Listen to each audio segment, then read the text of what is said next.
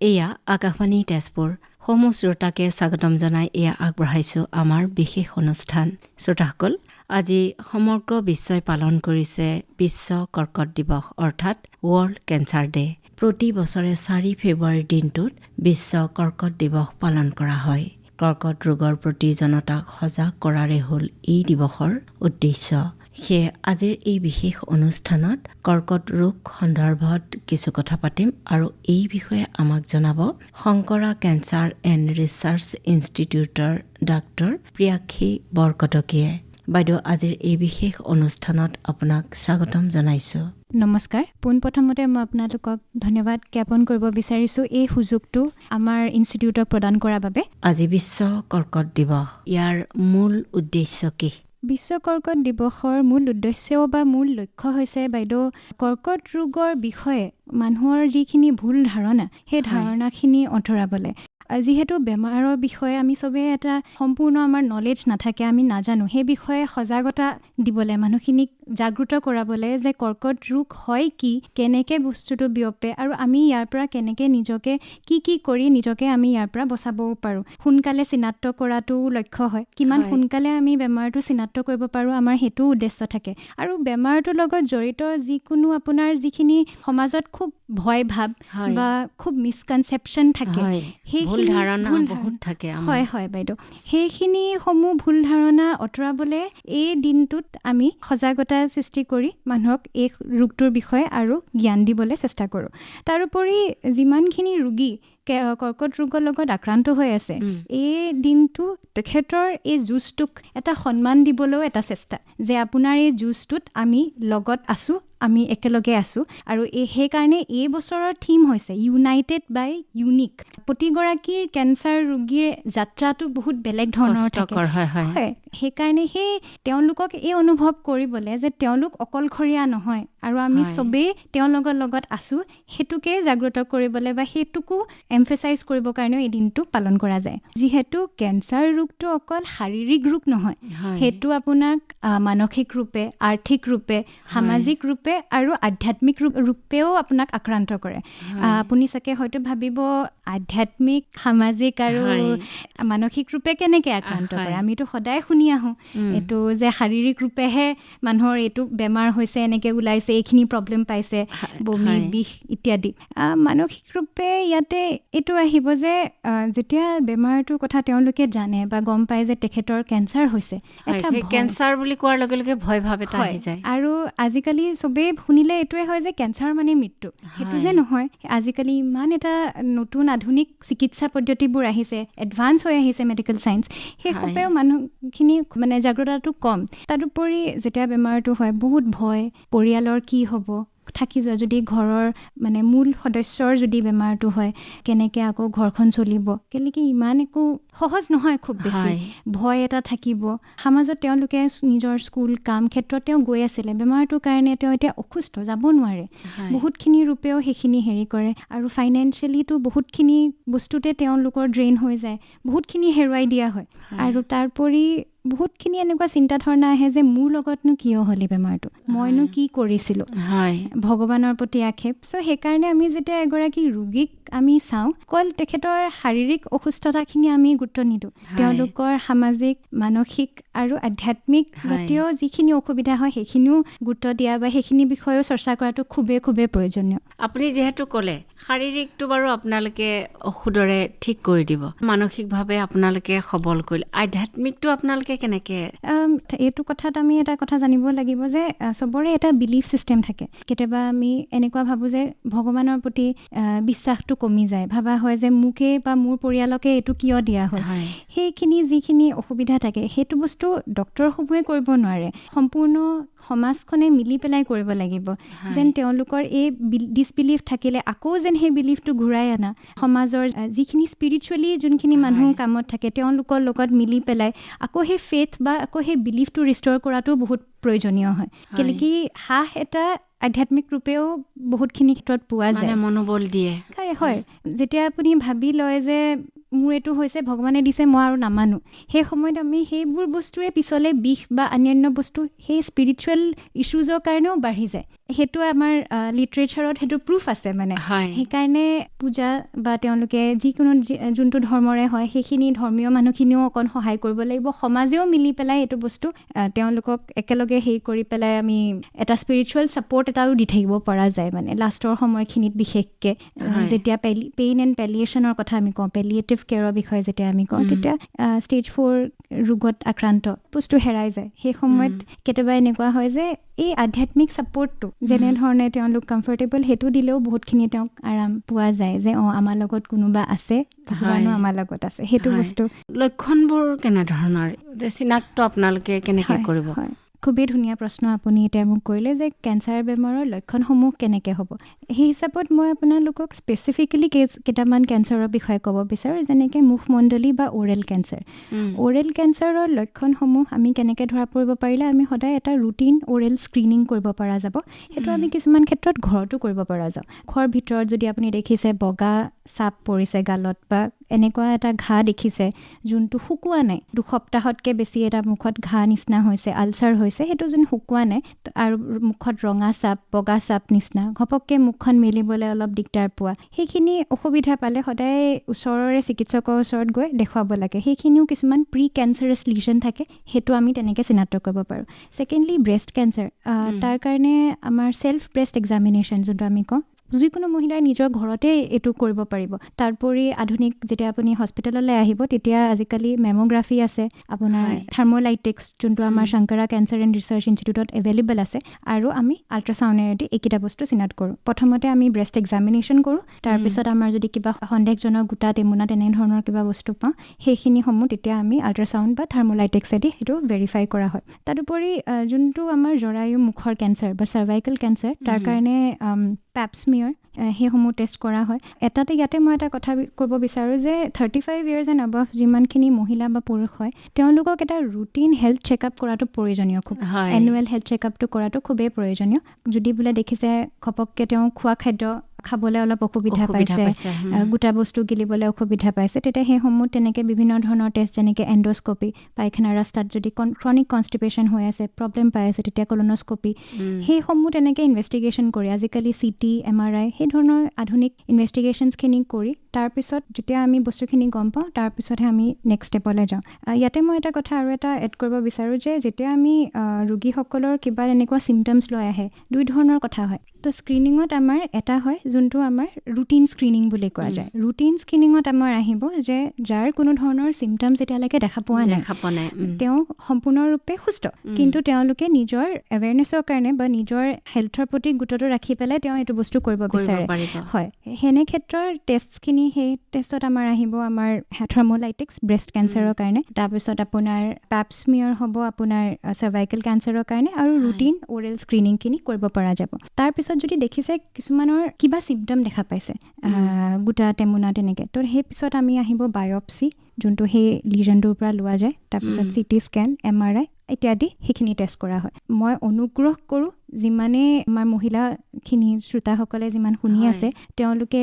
35 years হৈ যোৱাৰ যেতিয়া যোনখিনি মহিলা 35 years এণ্ড above হয় তেওঁলোকে এনুৱেলি ব্ৰেষ্ট চেকআপটো কৰিব লাগে থাৰ্মোলাইটিক্সৰ কাৰণে শংকৰা কেঞ্চাৰ ইনষ্টিটিউটত এভেইলেবল আছে তাতো আহিব পাৰিব আৰু আশা বাইদেউসমূহৰ পৰাও চেল্ফ ব্ৰেষ্ট এক্সামিনেশ্যন কেনেকৈ কৰে সেইটো তেওঁলোকে শিকিব মেলিব পাৰিব আৰু যিসমূহ যদি কেতিয়াবা কিবা অসুবিধা পায় ওচৰৰে স্বাস্থ্য কেন্দ্ৰত গৈ নহবা আমাৰ হস্পিটেলত আহিও আমাৰ পৰা বিশেষ পৰামৰ্শ ল'ব পাৰিব হয় অ'ৰেল কেঞ্চাৰৰ সময়ৰ কাৰণেও তেনেকুৱা যে নিজৰ মুখমণ্ডলীৰ ওপৰত সজাগতা হেবিটছ যেনেকৈ পাণ তামোল গুটকা সেইখিনি ইত্যাদি ত্যাগ কৰা সেইটো বস্তুটো আমিতো কৈয়ে থাকোঁ কিন্তু কৰাৰ মাজত পাৰ্থক্য নিশ্চয় থাকে কিন্তু আমি অসমীয়া মানুহ জানো তামোল পাণ নোখোৱাকৈ থাকিব পাৰোঁ কিন্তু পৰিমাণটো সদায় কমাই হেৰি কৰিব লাগিব যে যদি দেখিছে হঠাৎ মুখখন মেলিবলৈ অলপ অসুবিধা পাইছে কিবা অকণমান খালে বেছি মানে জ্বলা খালে মুখখন পুৰি পুৰি গৈছে সহ্য কৰিব পৰা নাই মুখৰ ভিতৰত ৰঙা চাপ বা বগা চাপ গালত বা দাঁত সৰাইছে দাঁত সৰোৱা জেগাডোখৰত তেওঁ ঘাটো শুকোৱা নাই সেনে ক্ষেত্ৰত ওচৰৰে চিকিৎসকৰ ওচৰলৈ যোৱা প্ৰতিটো ক্ষেত্ৰতে প্ৰতিটো বস্তুৱে কৰ্কট ৰোগ নহয় কিন্তু এগৰাকী চিকিৎসকৰ ওচৰত যেতিয়া আপুনি যাব তেওঁ সেইটো সিদ্ধান্ত ল'ব পাৰিব যে কোনটো হয় কোনটো নহয় নিজাববীয়াকৈ দেৰিকৈ আমি বস্তুখিনি পলম কৰি থাকিলে তেতিয়া সময় গুচি যায় আৰু মই ইয়াতে এইটো কথা ক'বলৈ বহুত দুখিত যে আমাৰ অসমত আৰু ভাৰত ভাৰতবৰ্ষত যিমানখিনিসমূহ আমি পেচেণ্টছ পাওঁ most of হয়। them আপোনাৰ 3rd stage আৰু 4th stage cancer patients হয় অসুবিধা হয় তেতিয়া হয়, হয়। আপোনালোকৰ তেতিয়া আৰু এটা কথা মানুহৰ সেইটোৱে মই ভুল ভাৱটো আজি আঁতৰাবৰ কাৰণে ইয়ালৈ আহিছোঁ যে যেতিয়া বেমাৰটো কেঞ্চাৰ বেমাৰটো যেতিয়া একদম সোনকালে ধৰা পৰিব পাৰে তেতিয়া মানুহখিনি আৰোগ্য হৈ উঠি আহে তেনেধৰণৰ আমাৰ ওচৰত বহুতখিনি সমূহ হয়। পেচেণ্ট আছে যোন আৰোগ্য হৈ উঠিছে জাষ্ট বিকজ সেই তেওঁলোকৰ নিজৰ প্ৰতি সেই সজাগতাটো আছিলে সেই সচেতনতাটো আছিলে যাৰ বাবে তেওঁলোক শীঘ্ৰে বস্তুখিনি ধৰা পৰি চিকিৎসা গ্ৰহণ কৰি পেলাই আজি এটা সুস্থ জীৱন তেওঁলোকে জীয়াই আছে এটা নৰ্মেল সুস্থ জীৱন এটা জীয়াই আছে চ' সেইটো কাৰণে এই দিনটোৰ উদ্দেশ্যটো এইটোৱে হ'ল যে আমি আৰু মানুহখিনিক সজাগ কৰিব পাৰোঁ আৰু health checkup routine health checkup বা ৰুটিন স্ক্ৰিনিঙৰ বিষয়ে বেছি এমফেচাইজ কৰিবলৈ চেষ্টা এটা সেইটো কৰা হৈছে হয় আৰু যে সাধাৰণ কিছুমান যে লক্ষণ ধৰক আপোনালোকে কয় এই যে বেছি ভাগৰ লাগিলে বা ইত্যাদি কিছু সাধাৰণ লক্ষণ থাকে সেই সাধাৰণ লক্ষণখিনিও কৈ দিয়কচোন আমাৰ শ্ৰোতাসকলক হয় মই সাধাৰণ লক্ষণখিনি ক'ম কিন্তু ইয়াতে এটা কথা আকৌ মই এমফেচাইজ কৰিম যে প্ৰতি ক্ষেত্ৰতে এইখিনি লক্ষণ যদি কাৰোবাৰ শুনি থকা মানুহৰ যদি তেনেকৈ হৈ আছে এইটো ভাবিব নালাগে যে তেওঁৰ কেঞ্চাৰৰ ৰোগ হৈছে বুলি কিন্তু এইটো হৈছে যে হয় শৰীৰত নিশ্চয় কিবা এটা অসুবিধা আছে চিকিৎসকৰ ওচৰলৈ তেওঁ যোৱাটো প্ৰয়োজনীয় প্ৰথম কথা হয় হঠাৎ কম সময়ৰ ভিতৰত তেওঁ ওজন কমা এমাহৰ ভিতৰৰ সময়ত যদি 3-4 কেজিকে একো তেওঁ কোনো ৱেইট লছ তেনেকৈ একো হেৰি কৰা নাই হঠাৎ যদি হৈছে তেতিয়া অলপ চিন্তনীয় বেছি জোখতকৈ বেছি ভাগৰুৱা অনুভৱ কৰা তাৰপিছতে ক্ৰনিক কাফ যদি 2 সপ্তাহ হৈ গৈছে কাহ হৈ আছে টিবি পৰীক্ষাও কৰিছে টিবি পৰীক্ষাটো তেওঁ মানে ক্ৰনিক কাফটো এটা হ'ব ঘাঁ যি ধৰণৰ ঘাঁ যোনটো যদি শুকোৱা নাই সমূহ হ'লেও আমি অলপ সচেতন হ'ব লাগিব তেনেধৰণৰ খুব এটা বয়সৰ পিছত যদি আমি ক্ৰনিকলি আমাৰ যদি হিমোগ্লোবিনটো কমি থাকে এনিমিক পেচেণ্ট সেইটো সময়তো আমি দেখুৱাবলৈ প্ৰয়োজনীয় আইৰণ ডেফিচিয়েঞ্চি এনিমিয়াটো খুবেই কমন কিন্তু বোলে দেখি আছে যে এটা বয়সৰ পিছত খুবেই বেছি কমি গৈ আছে তেতিয়াহ'লে এবাৰ চিকিৎসকৰ ওচৰলৈ যোৱাটো প্ৰয়োজনীয় তেনেধৰণৰ মাইকী মানুহৰ যেতিয়া বন্ধ হয় যোনটো আমাৰ মেন'পজ পষ্ট মেন'পজৰ যদি দেখিছে মেন্স বন্ধ হোৱাৰ পিছতো যদি হঠাৎ ব্লিডিং সমূহ হৈ থাকে তেতিয়া চিকিৎসকৰ ওচৰলৈ যোৱাটো প্ৰয়োজনীয় শাৰীৰিক সম্পৰ্ক গ্ৰহা সময়ত যদি ব্লিডিং বা বিষ জাতীয় তেনেকুৱা অসুবিধা হৈ থাকে তেতিয়াও যোৱা উচিত মই আকৌ এইটো ক'ম যে স্তনত গোটা টেমুনা তেনেকুৱা যদি লক্ষণ দেখে সেইটোত হেৰি কৰাটো উচিত খোৱাৰ ৰুচি কমি যোৱা ভোক নলগা হয় এইখিনি সাধাৰণ লক্ষণ যদি কোনোবা আমাৰ শ্ৰোতাসকলৰ কাৰোবাৰ এনেকুৱা অনুভৱ হৈছে তেতিয়াহ'লে সোনকালে চিকিৎসালয় যোৱাটো উচিত আৰু আমাৰ বিশেষকৈ মহিলা ক্ষেত্ৰত মই ইয়াতে ক'ব বিচাৰোঁ যে আমাৰ সদায় এইটো থাকে যে 2 এদিন চাই লওঁচোন ঘৰুৱা কিবা এটা হেৰি কৰি লওঁচোন কেতিয়াবা সেই তেনেকুৱা আৰু আমি মহিলাসকলে নিজৰ অসুবিধাখিনি কেতিয়াও প্ৰকাশ নকৰোঁ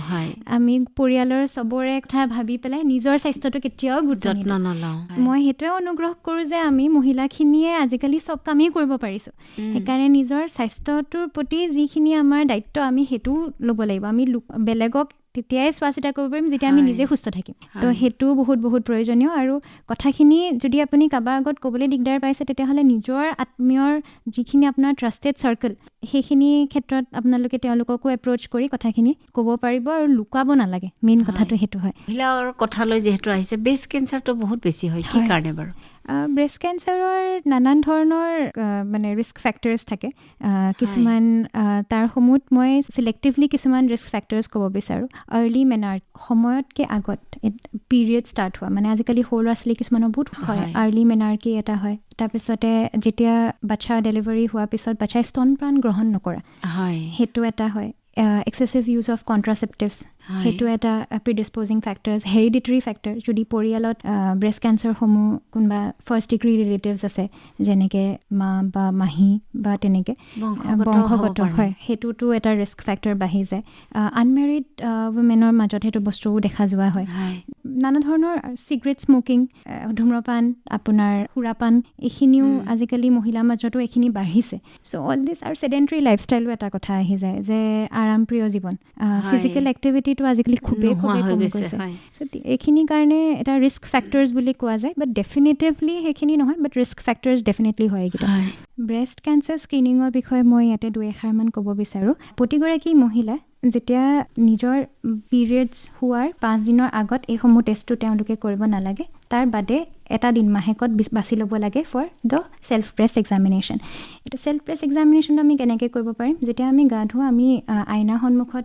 ঘৰত বাথৰুমতো আমাৰ সদায় আইনা এখন থাকে, আইনাসমূহ আগত থিয় হৈ পেলাই আমাৰ আঙুলি, প্ৰথম তিনিটা আঙুলিটো লৈ পেলাই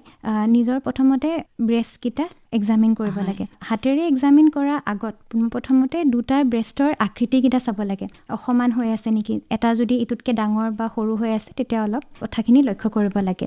যদি দেখিছে ছাল ছটাটো, যদি দেখিছে ছালটো ৰঙা পৰি গৈছে বা আমাৰ কমলা বাকলি নিচিনাকৈ সুতুৰা পৰি গৈছে, তেতিয়াও লক্ষ্য ৰাখিব লাগে। যদি দেখিছে যে যোনটো আমি নিপল বুলি যোনটো কওঁ বা বাচ্চাৰ গাখীৰ যোনটো আমি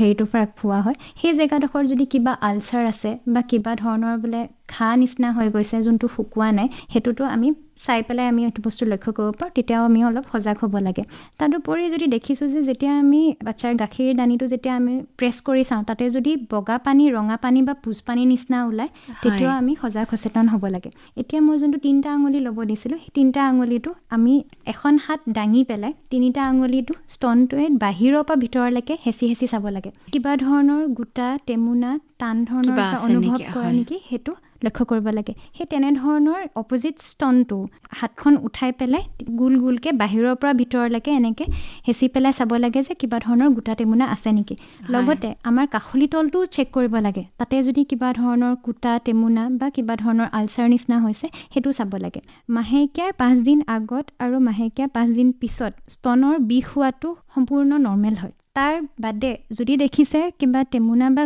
গোটা নিচিনা আছে আৰু বিষাই আছে, অসুবিধা পাই আছে, তেতিয়াহ'লে নিশ্চয় ওচৰৰে চিকিৎসকৰ ওচৰলৈ যোৱাটো মই আপোনালোকক ছাজেষ্ট কৰিম। ইয়াতে মই আৰু এটা কথা কওঁ যে প্ৰতিটো গোটা টেমুনা কেঞ্চাৰ নহয়,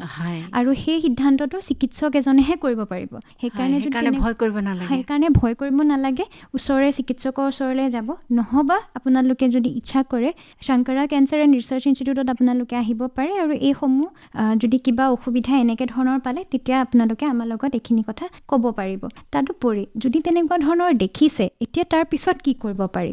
ডক্তৰৰ ওচৰলৈ যোৱাৰ পিছত তেওঁলোকে আপোনালোকক এটা আল্ট্ৰাচাউণ্ড কৰিব দিব পাৰে স্তনৰ, আৰু নহবা প্ৰিভেনশ্যনৰ হিচাপে এটা থাৰ্মোলাইটিক স্কেন বুলি কোৱা যায়, যোনটো এনেধৰণৰ গোটা টেমুনাটোক সোনকালে আইডেণ্টিফাই কৰিব পাৰে। সেনে ক্ষেত্ৰত যেতিয়া আমি সোনকালে এটা গোটা টেমুনা বা এনেকৈ ব্ৰেষ্টৰ নডিউল বা কিবা এটা আইডেণ্টিফাই কৰিব পাৰোঁ, চিকিৎসা পদ্ধতিটো খুব বেছি এডভান্স হৈ যায় আৰু মানে আৰোগ্য হৈ উঠা হেৰিটো মানে খুব বাঢ়ি যায়গৈ, চান্সেছটো বাঢ়ি যায়। সেইখিনিয়ে সজাগ সচেতনতা ৰাখিব লাগে। তেনেধৰণৰ যেতিয়া জৰায়ু মুখৰ কেঞ্চাৰৰ কাৰণে কেনেকৈ সাৱধান থাকিব লাগে, যেতিয়া মহিলা এগৰাকী শাৰীৰিক সম্পৰ্ক গঢ়া সময়ত যদি কিবা ধৰণৰ বিষ, কিবা ধৰণৰ ব্লিডিং বা জোখতকৈ বেছি বগা চাপ যোৱা, তেনেকুৱা যদি কিবা লক্ষণ পাই আছে, বগা চাপটো ৰঙচুৱা ধৰণৰ, গোন্ধ অহা, বা মাহেকীয়া বন্ধ হোৱাৰ পিছতো সাধাৰণতে ব্লিডিং মানুহৰ নহয়, যদি আকৌ ব্লিডিং তেনেধৰণৰ হয়, তেতিয়াখিনি ক্ষেত্ৰতো আপোনালোকে ওচৰৰ চিকিৎসকৰ ওচৰলৈ গৈ এইখিনিসমূহ কথা পাতিব লাগে। মানে মেইনলি কেঞ্চাৰ বুলি ক'লে আপুনি কোনকেইটা ক'ব? মেইন কেঞ্চাৰ বুলি ক'লে হ'লে অ'ৰেল কেঞ্চাৰ, যোনটো আমাৰ অসমত বা নৰ্থ ইষ্টত আমি চবতকৈ হাইয়েষ্ট হৈ আছে। ছেকেণ্ড আপোনাৰ হৈছে ব্ৰেষ্ট কেঞ্চাৰ, ফিমেলছৰ ক্ষেত্ৰত খুবেই বেছি। তাৰপিছত আহিলে লাং কেঞ্চাৰ আজিকালি মেল আৰু ফিমেল দুজনৰ মাজতে দেখা পোৱা হয়, বৃহৎ ৰূপে বৃদ্ধি পাইছে এইখিনি। আৰু আপোনাৰ জৰায়ু মুখৰ কেঞ্চাৰ, চাৰ্ভাইকেল কেঞ্চাৰ বা এণ্ড্ৰমেট্ৰিয়েল কেঞ্চাৰ, যোনটো আমাৰ মহিলাৰ অভাৰী, এণ্ডোমেট্ৰিয়াম, চাৰ্ভিক্স, সেই মহিলা অংগৰ কৰ্কট ৰোগখিনিও খুবেই পৰিমাণত বাঢ়ি এই যে আপুনি ক'লে খুবেই বাঢ়িছে অসমত, কি কাৰণে? আমাৰ ইয়াৰ জলবায়ুৰ কিবা দোষ আছে নেকি বাৰু? সম্পূৰ্ণৰূপে ক'ব নোৱাৰি। প্ৰথম কথাটো হয় যে আমাৰ যোনটো হেবিট এছ'চিয়েটেড টবেকো ৰিলেটেড বুলি যোনটো কওঁ, যে ধঁপাত, ধূম্ৰপান, সুৰাপান, এইখিনিৰ কাৰণে। ছেকেণ্ড, জলবায়ুৰ ক্ষেত্ৰত আমাৰ এয়াৰ পলিউশ্যনটো যেতিয়া বৃহৎ পৰিমাণে আজিকালি বাঢ়ি গৈ আছে, তাৰে বহুতখিনি টক্সিনছ ৰিলিজ হোৱাৰ কাৰণে সেইটো এটা ৰিস্ক লাং কেঞ্চাৰ বহুৱাই দিছে। ছেকেণ্ডলি আপোনাৰ আমি খুব পুৰা বস্তু খাই ভাল, চাৰকোলটো যোনটো হয় সেইটো বৰ এটা it's not a good factor, মানে সেইটো এটা প্ৰিডিস্প'জিং ফেক্টৰ হয় ফৰ কেঞ্চাৰ। ছেকেণ্ড, আমাৰ ব্ৰহ্মপুত্ৰৰ ছাৰ্ফেচ ৱাটাৰত আৰ্ছেনিকৰ পৰিমাণটো বাঢ়িছে। হয় সেই আৰ্ছেনিকটো কাৰ্চিনোজেন হিচাপে কোৱা যায় আৰু যোনটো আমাৰ নন ষ্টিক কেৰাহী চেৰাহী হয় তাতো যোনটো এলিমেণ্ট থাকে সেইটো কাৰ্চিনোজেনিক যিকোনো পুৰা বা আহাৰ যেতিয়া আমি গ্ৰহণ কৰোঁ সেইটো ছেডেণ্টেৰী লাইফষ্টাইল খুব আৰামপ্ৰিয় জীৱন আজিকালি আমি ইমান কষ্ট কৰিব নিবিচাৰোঁ নিজৰ স্বাস্থ্যটোতকৈ বেছি আমি মোবাইলৰ লগতে জড়িত হৈ থাকোঁ চ' সেইখিনি খুব এটা ডাঙৰ লক্ষণ হৈছে ষ্ট্ৰেছ মানে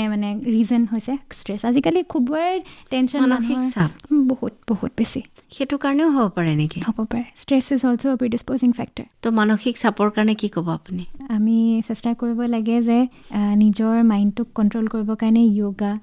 য়োগা প্ৰেক্টিছ কৰিব লাগে নিজৰ ভাল পোৱা মানুহখিনিৰ লগত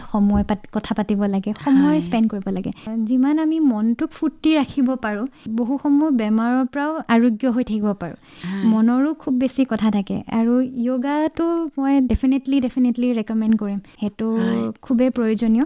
প্ৰাণায়াম কৰা আৰু নিজৰ সময় দিয়া নিজৰ লগত অকণমান এটা পিচফুল টাইম স্পেণ্ড কৰাটো বহুত প্ৰয়োজনীয় আপুনিতো কৈ আছে ইয়াৰ কাৰণে সজাগতাৰ দৰকাৰ যিসকল শ্ৰোতা বা যিসকল ৰাইজে এতিয়া আমাৰ আকাশবাণীত আপোনাৰ কথা শুনি আছে তেওঁলোকক কি ক'ব আপুনি এইখিনি কথাই গুৰুত্ব এমফেচাইজ কৰি ক'ব বিচাৰোঁ যে কেঞ্চাৰ প্ৰিভেণ্টেবল হয় যদি আমি ভেকচিনেশ্যন লওঁ যেনেকৈ চাৰ্ভাইকেল কেঞ্চাৰৰ কাৰণে HPV ভেকচিনছ এভেইলেবল আছে not only cervical cancer HPV অৰ্গেনিজমে যিখিনিসমূহ কৰ্কট ৰোগ কজ কৰে যেনেকৈ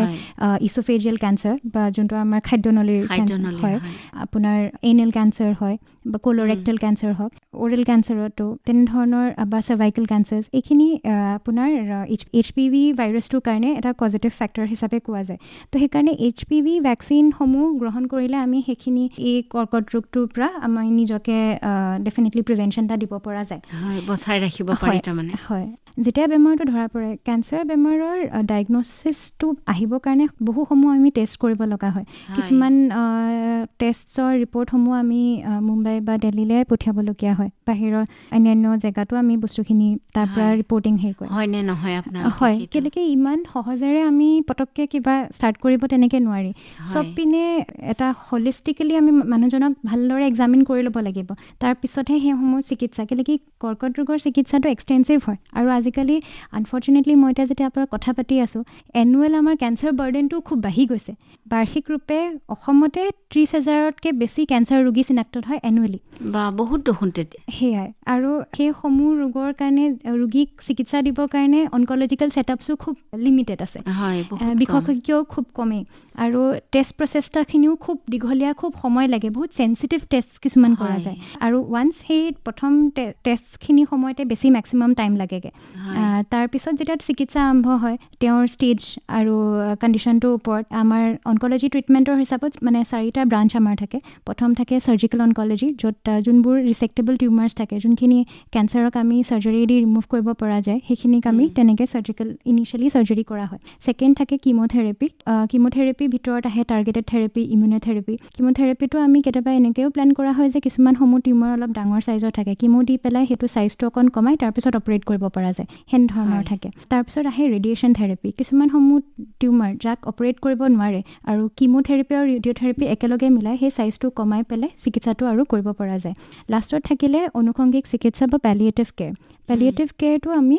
যেতিয়া ৰোগী এজনৰ কেঞ্চাৰ বেমাৰটো চিনাক্ত হয় সেই সময়ৰ পৰা একদম তেখেতৰ অন্তৰ জাৰ্ণিলৈকে পেলিয়েটিভ কেয়াৰসমূহ তেওঁক প্ৰদান কৰা যায় এই পেলিয়েটিভ কেয়াৰত ৰোগীৰ যিখিনি কেঞ্চাৰ জাৰ্ণিটোত যিখিনি অসুবিধাখিনি থাকে যেনেকৈ শাৰীৰিক অসুবিধা যেনেকৈ বমি বিষ ইত্যাদি মানসিক অসুবিধা সামাজিক অসুবিধা আৰু আধ্যাত্মিক অসুবিধাখিনি তেওঁলোকে এজন ডক্টৰে সেইটো দিব নোৱাৰে এটা টীম থাকে য'ত ডক্টৰ নাৰ্ছ কাউন্সিলাৰ ভলেণ্টিয়াৰ্ছ এনে এটা টিমেৰে সেইটো বস্তু তেখেতক প্ৰতিটো ক্ষেত্ৰত এই জাৰ্ণিটোত তেওঁলোকৰ লগত সংগী হৈ পেলাই এজ এ ফেমিলি তেওঁক গোটেইখিনিত সহায় কৰে হয় আৰু ইয়াতে এটা কথা ক'ম যে পেলিয়েটিভ কেয়াৰৰ জাৰ্ণিটো ইয়াতে শেষ নহয় যেতিয়া এগৰাকী ৰোগী বেমাৰটোত জয় কৰিব নোৱাৰে এতিয়া পেলিয়েটিভ কেয়াৰসমূহ ছাৰ্ভিচটো আমি আত্মীয়কো দিয়া যায় যে তেওঁলোকে যোনটো বিৰিফমেণ্ট কয় এজন আমাৰ যে নিজৰ মানুহক আমি হেৰাই দিওঁ এইটো সহজ নহয় পৰিয়ালৰ কাৰণে সেই পৰিয়ালৰ লগত থাকি আকৌ সংস্থাপিত কৰিবলৈও তেওঁলোকক চেষ্টা কৰা যোৱা হয় সেই কেঞ্চাৰ ট্ৰিটমেণ্ট জাৰ্ণিটো ইটছেল্ফ এইটো বহুত এটা ডাঙৰ দীঘলীয়া জাৰ্ণি মই ইয়াতে কৈ সুখী যে শংকৰা কেঞ্চাৰ এণ্ড ৰিচাৰ্চ ইনষ্টিটিউটত বহুসমূহ ৰোগীক আমি আৰোগ্য কৰি উঠিছোঁ ডক্টৰ ভেংকট প্ৰদীপ বাবু কয়ালা তেখেত ওৱান অফ অসমৰ বাদী আমাৰ ভাৰতৰ ওৱান অফ দ্য বিশিষ্ট তেওঁ মেডিকেল অনকলজিষ্ট হয় তেওঁৰ নেতৃত্বত আমি বহুসমূহ ৰোগীক আৰোগ্য তুলি উঠিছোঁ আৰু ফ্ৰম দ্য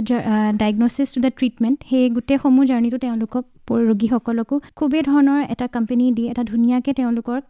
আৰোগ্য কৰি উঠোৱাও হৈছে তাৰমানে আপোনালোকৰ টীমটোৱে সফল হৈছে সফল হৈ আহিছোঁ হয় আপোনালোকেতো সফল কৰি আছে বাৰু এতিয়া ধুনীয়াকৈ তথাপিও কমা নাই কিয় বুলি ভাবে আপুনি সেইটোৱে মই আপোনাক কৈছোঁ যে আমি এটা প্ৰয়াস এটা চেষ্টা আমি কথা মানুহক জাগ্ৰত কৰিব পাৰোঁ কিন্তু আপোনাৰ আমাৰ নিচিনা আৰু মানুহে এইটো জড়িত হ'ব লাগিব যে এই বিষয়ে কেঞ্চাৰ ৰোগৰ বিষয়ে যিখিনি ভুল ধাৰণা যিখিনি অসুবিধা স্ক্ৰিনিং পৰ্যাপ্ত স্ক্ৰিনিং হোৱা নাই আমাৰ অসম চৰকাৰে বহুসমূহ আঁচনি এনেকুৱা ওলাইছে বহুতখিনি সুবিধা দিছে যেনেকৈ আপোনাৰ আয়ুষ্মান কাৰ্ডৰ পৰি MLA fund chief minister fund তেনেকৈ ধৰণৰ বহুত ফাইনেন্সিয়েল এছিষ্টেঞ্চ আছে যাৰ বিষয়ে আপুনি যেতিয়া এটা কেঞ্চাৰ হস্পিটেলত যাব তাতে সমাজকৰ্মী থাকে তেওঁলোকে এইখিনি কথা আপোনালোকক ভালদৰে ক'ব পাৰিব ফাইনেন্সিয়েল বাৰ্ডেন এটা ডেফিনেটলি থাকে কিন্তু তাৰে এছিষ্টেঞ্চ প্ৰভাইড কৰিবৰ কাৰণেও মানুহ থাকে যে আপোনালোকক সেইটো যাত্ৰাটো অকণমান কমফৰ্টেবল কৰি দিবলৈ হয় আৰু তাৰোপৰি মই এটা কথা ক'ম যে আমাৰ মানুহখিনি আজিকালি হেল্থ ইঞ্চুৰেঞ্চ যোনটো হয় বহুত মানুহে সেইটো বস্তু আমি নকৰোঁ বা ভাবোঁ প্ৰয়োজন নহয় আজিকালি এইটো বেছি গুৰুত্বপূৰ্ণ কথা যে আমি প্ৰতিগৰাকী মানুহ যোনে কামিয়াল মানুহ হয় প্ৰতিগৰাকীয়ে নিজৰ এটা হেল্থ ইঞ্চুৰেঞ্চ কৰি থাকিব লাগে কেনেকৈ আমি নাজানো যে আমাৰ কি বেমাৰ আহিব আৰু তেতিয়া সেইসমূহ ইঞ্চুৰেঞ্চৰ কাৰণে বহুতখিনি ক্ষেত্ৰত আমাৰ ফাইনেন্সিয়েল এছিষ্টেঞ্চো আমি পোৱা যায় প্ৰয়োজনীয় বুলি মই ভাবোঁ শেষত আপুনি কি ক'ব এইটোৱে ক'ম যে কেঞ্চাৰ মানে মৃত্যু নহয় কেঞ্চাৰক আমি জয়ী কৰিব পাৰোঁ যদিহে আমি এই বিষয়ে সজাগ হ'ব পাৰোঁ ইয়াৰ বিষয়ে ভুল ধাৰণাবোৰ আঁতৰাব পাৰোঁ আৰু নিজৰ স্বাস্থ্যৰ বিষয়ে আমি যদি নিজৰে বেছি